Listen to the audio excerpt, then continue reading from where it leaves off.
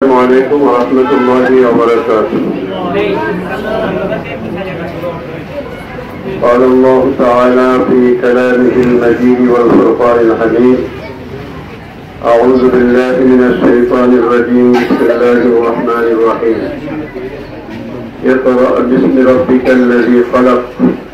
قال الله تعالى في كلامه المجيد والفرقان الحميد: هل يستوي الذين يعلمون والذين لا يعلمون.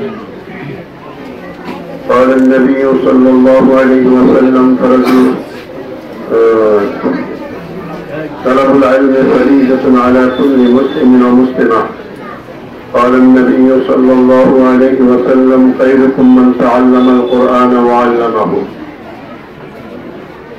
আজকের এই দোয়া অনুষ্ঠানের সম্মানিত সভাপতি, মাদ্রাসা শিক্ষকবৃন্দ, আগত ছাত্র গার্জিয়ান এবং ছাত্রবৃন্দ, আসসালামু আলাইকুম ওয়া রাহমাতুল্লাহি ওয়া বারাকাতুহু।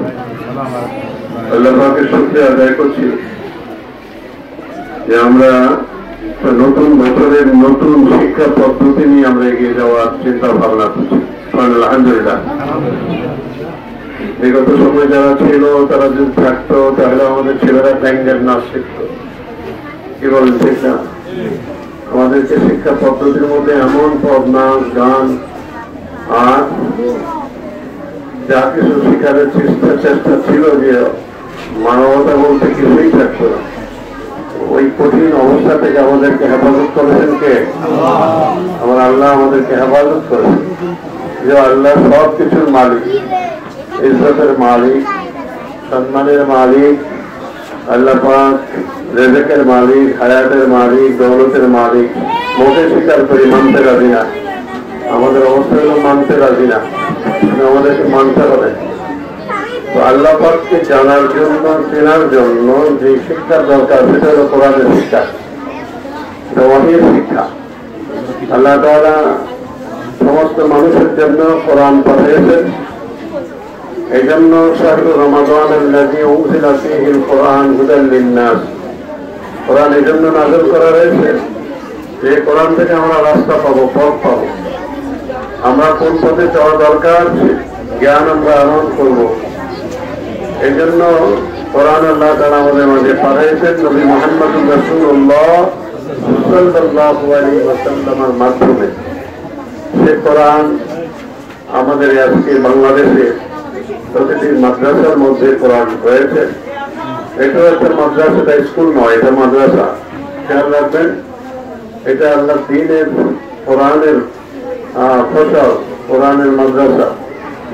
এই ব্যাপারে রাসূলুল্লাহ সাল্লাল্লাহু আলাইহি ওয়াসাল্লাম বলছেন, যারা এই শিক্ষায় শিক্ষিত হবে এবং শিক্ষা দিবে, উভয়ই খায়রুকুম মান তাআল্লামাল কুরআনা ওয়া আল্লামাহু। যে ব্যক্তি এলেম শিখে আবার শিক্ষা দেয়, সে ব্যক্তির উত্তম খায়ের, সে ব্যক্তি উত্তম ব্যক্তি ওরাই যারা এখান থেকে শিখে যাবে, আবার এক সময় এসে এরা শিক্ষা দেবে।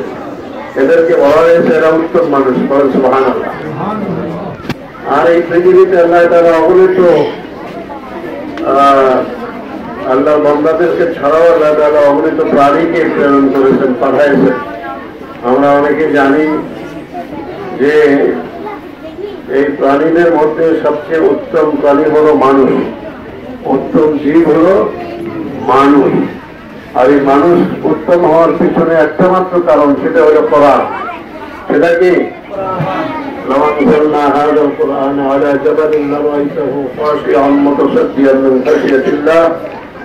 আল্লাহ তাআলা এই কোরআনকে বিভিন্ন ভাবে পেশ করেছেন। কেউ গ্রহণ করে নাই, মানুষের কাছে যখন গ্রহণ করেছেন, দিয়েছেন, মানুষটা গ্রহণ করেছে।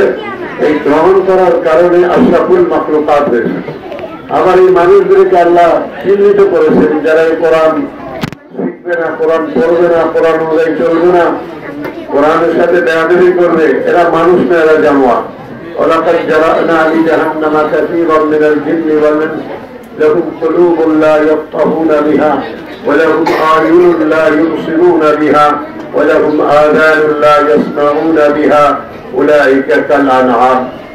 যাদেরকে চক্ষু দিয়েছে, চক্ষু দিয়ে কোরআন দেখলো না, দিল দিয়েছে, দিল দিয়ে কোরআন বুঝলো না, কান দিয়েছে, কান দিয়ে কোরআনের কথা শুনলো না।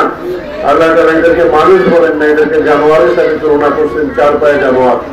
আমার চার পায়ে জানোয়ারের সাথে তুলনা করো, তারপরও বলেছেন বাল হুম আদাল। চার পায়ে জানোয়ারের মধ্যে ভালো মন্দ আছে, ভালো আছে, গরু, ছাগল, ভেড়া, এগুলো আমরা দেখি, এগুলো ভালো জানোয়ার। কিন্তু এর চেয়ে খারাপ জানোয়ার হলো কুকুর, শুয়োর, ওদের সাথে তুলনা করছেন আমার আল্লাহ। এই জন্য আমাদেরকে খেয়াল রাখতে হবে, আমরা যেহেতু মুসলমান, আমাদেরকে যেহেতু মুসলমান বানিয়েছেন আল্লাহ তাআলা, আমাদেরকে কালেমা পড়ার সুযোগ আল্লাহ তাআলা দিয়েছেন, আমাদেরকে মুহাম্মদুর রাসূলুল্লাহ সাল্লাল্লাহু জিন্দেগি অনুযায়ী আমাদেরকে পড়ার জন্য যেহেতু সুযোগ করে দিয়েছেন, সেহেতু আমরা এই পৃথিবীতে যতদিন বেঁচে থাকবো ততদিন আল্লাহকে ইলাহ হিসাবে মেনে চলবো এবং মুহাম্মদুর রাসূলুল্লাহ সাল্লাল্লাহু আলাইহি ওয়াসাল্লামকে আমাদের নেতা হিসাবে মেনে তিনার কথাগুলি মেনে চলার জন্য আমরা চেষ্টা করবো। যেহেতু আল্লাহ বলছেন মা আতাকুমুর রাসূলু ফাখুযুহু মা নাহাকুম আনহু ফান্তাহু। রাসূল যা আদেশ করেছেন তা মানো, যা নিষেধ করেছেন তা ছেড়ে দাও। এই জন্য এই শিক্ষা পদ্ধতির মধ্যে আমাদেরকে সেভাবে রাসূলের যে শিক্ষা পদ্ধতি বিগত সময় দিয়েছে, সেখানে রাসূলের কথা বন্ধ হয়ে গেছে, রাসূলের কথার নাম বন্ধ হয়ে গেছে। আজকে এমন অবস্থায় আল্লাহ তাআলা সত্যি করতে না ধরেই আল্লাহ তাআলা তাদেরকে এখান থেকে বিদায় দিয়েছে।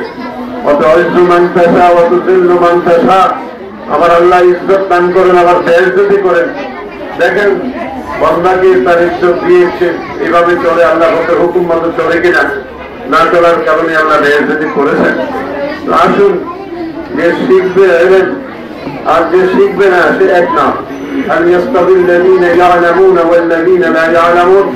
যারা এলেন শিখবে কোরআনের এলেন, আর যারা কোরআন এলেন শিখবে না, আল্লাহ বলছেন তারা এক নয়, সমান নয়।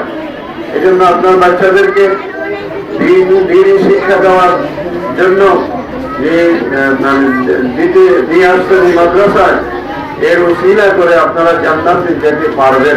কারণ আল্লাহর হাবিব বলছেন যারা হাফেজ হবে, যারা আলেম হবে, তাদের মা বাবার মাথায় জান্নাতের মধ্যে এক মুকুট পরিয়ে দেওয়া হবে, যেই মুকুট ও পুরা জান্নাতকে আলোকিত করে ফেলবে।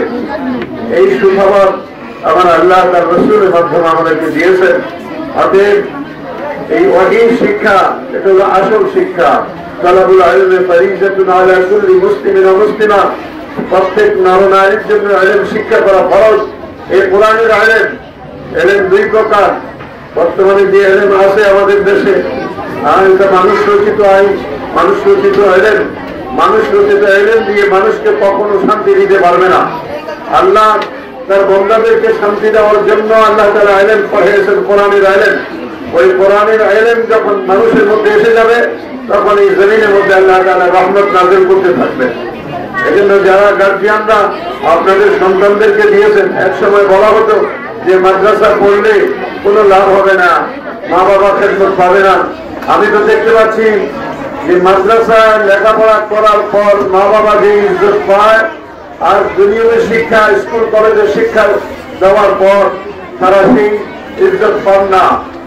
আমি অনেকখানে বলি, মাহফিলও বলি যে মাদ্রাসার ছেলেদের মা বাবা কখনো বৃদ্ধাশ্রমে গিয়েছে কিনা বলেন, গিয়েছে কিনা? এ পর্যন্ত কেউ প্রমাণ দিতে পারবে? মাদ্রাসার শিক্ষা শিক্ষিত হওয়ার পরে তাদের মা বাবাকে তারা বৃদ্ধাশ্রমে পাঠিয়েছে, কিন্তু স্কুল কলেজে মাস্টার ডিগ্রি পাস করার পরে তাদের ছেলেরা মা বাবাকে তারা বৃদ্ধাশ্রমে পাঠিয়ে দিয়েছে। নাউযুবিল্লাহ। অথচ আল্লাহ তাআলা মা বাবার মধ্যে বলছে আল্লাহর পরেই মা বাবার হুকুম মানো। ওয়াকাদা রাব্বুকা আল্লা তা'বুদু ইল্লা ইয়্যাহু ওয়া বিল ওয়ালিদাইনি ইহসানা। আল্লাহ পাকের হুকুম মানার পরই মা বাবার হুকুমের নির্দেশনা দিয়েছেন। যেহেতু মা বাবার এত মর্যাদা আল্লাহ দিয়েছেন, এই মর্যাদার ইলম শিখবে কোথায়? শুধু একমাত্র মাদ্রাসা, একমাত্র কোরআনে, একমাত্র কোরআনের মধ্যে শিখবে, একমাত্র হাদিসগুলোর মধ্যে শিখবে মা বাবার ইজ্জত দেওয়া। আপনারা যারা মাদ্রাসায় ভর্তি করেছেন, আমি অত্যন্ত খুশি, এবং ভর্তির দ্বারা আপনারা জান্নাতি হতে পারবেন, কোনো সন্দেহ নাই। কারণ আল্লাহ তাআলা তার রাসূলকে জমিনে পাঠিয়েছে দুটো সংবাদ দিয়ে, ওয়া মা আরসালনাকা ইল্লা কাফাতাল লিন-নাস বাশীরাম ওয়া নাযীরা। আমার আল্লাহ বলেছেন আমি আমার রাসূলকে এই জন্য জমিনে পাঠাইছি যে তিনি তোমাদেরকে দুটো সংবাদ দিবেন, একটা হলো খুশ খবর জান্নাতের খবর, আর একটা হলো ভীতি প্রদর্শন জাহান্নামের খবর।